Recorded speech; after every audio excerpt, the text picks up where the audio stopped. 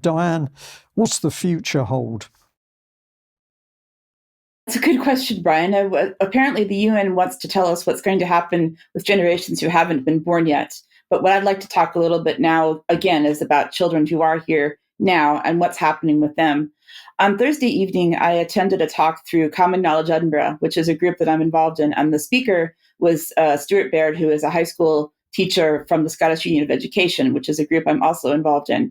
And Stuart was talking about what is known as in Scotland is called the Curriculum for Excellence, which has been around for 20 years. And he was investigating what was going on in Scottish education and basically the abject failure of the curriculum for so-called excellence. And it was actually called, I think, the End of Excellence or something like that. Please End Excellence. And what he was talking about in relation to this curriculum in Scotland was, we've kind of seen an end to subject-based education where they've discontinued subjects like geography and things that students really need to know, where you learn facts and you learn how to do things in favor of other things. For example, one area of the Curriculum for Excellence is called Relationships, Sexual Health, and Parenthood, or which is known as RSHP in Scotland. And it's really, really, really unfortunate when you look into some of this content, and it ties back to what Kim Isherwood was covering at the Heritage Party conference around things that children should not be exposed to. And I just want to go into some examples here in Scotland and in other countries and what this means for what the UN has said about the future and the Pact for the Future. One of the examples of the Curriculum for Excellence curriculum, which is actually directly taken from the materials, and I want to thank the group ScotPAG for this, which is professionals who are from health education and social work who have concerned about the approaches to trans ideology and gender dysphoria. Here's a photograph from some of the curriculum, which says, babies can't talk, so grown-ups make a guess by looking at their bodies. So then we go into those issues around assigned at birth. No, we're not assigned at birth. We are born something or other, right? One or the other, essentially.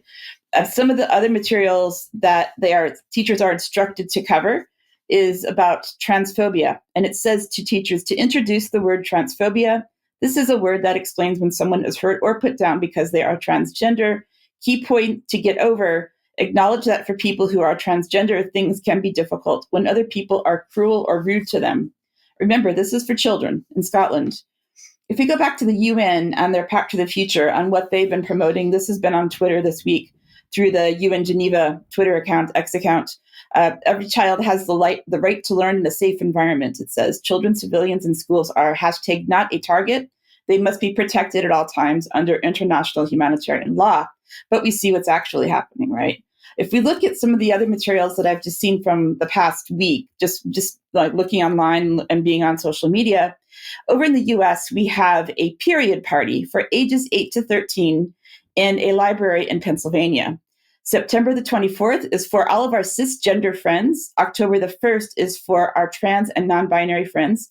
Please sign up for the party that is most appropriate for your child. Again, this is for ages 8 to 13. Regardless of how you identify or as you think your child identifies.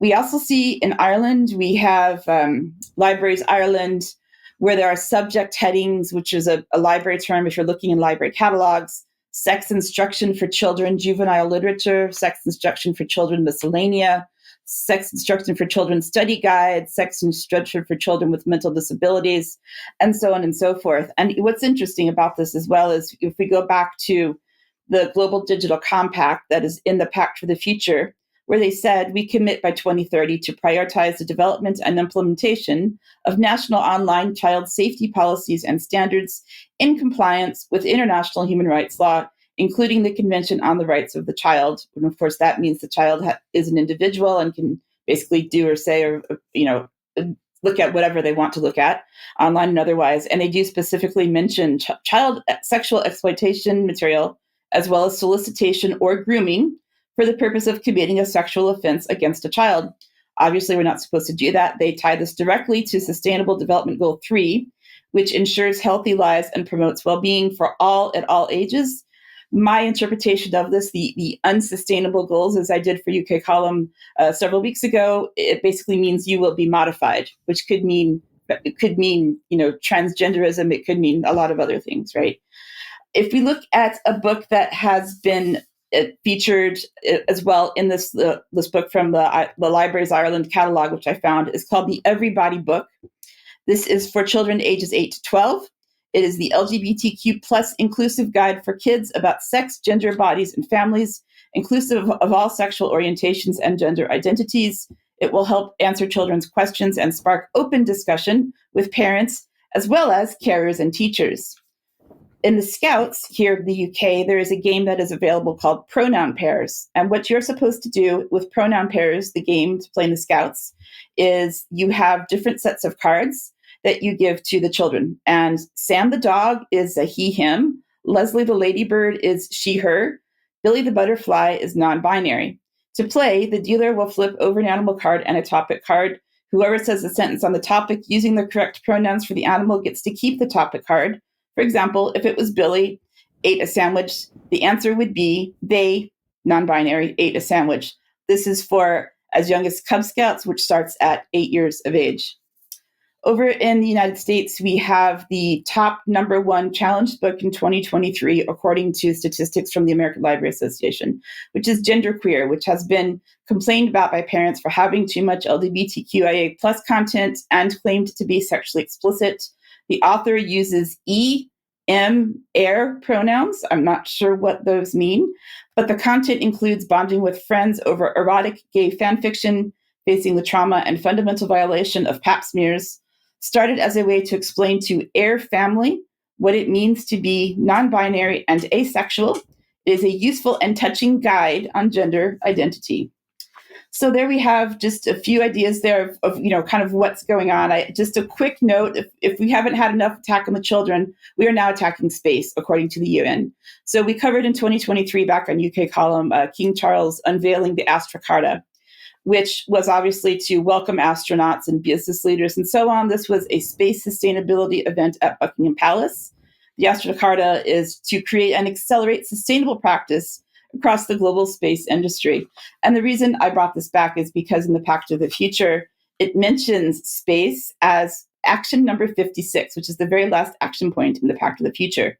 We did have the UN's Outer Space Treaty in 1967, which identified the exploration and use of outer space as the province of all humankind. But we have had several space conferences since then, which are called Unispace, or Conference on the Peaceful Exploration of Outer Space. So now what we're going to see in 2027 is the working on the Space 2030 agenda, which is also going to be looking at these peaceful uses of outer space as work streams on the long-term sustainability of outer space activities, space resources, and sustainable lunar activities converge.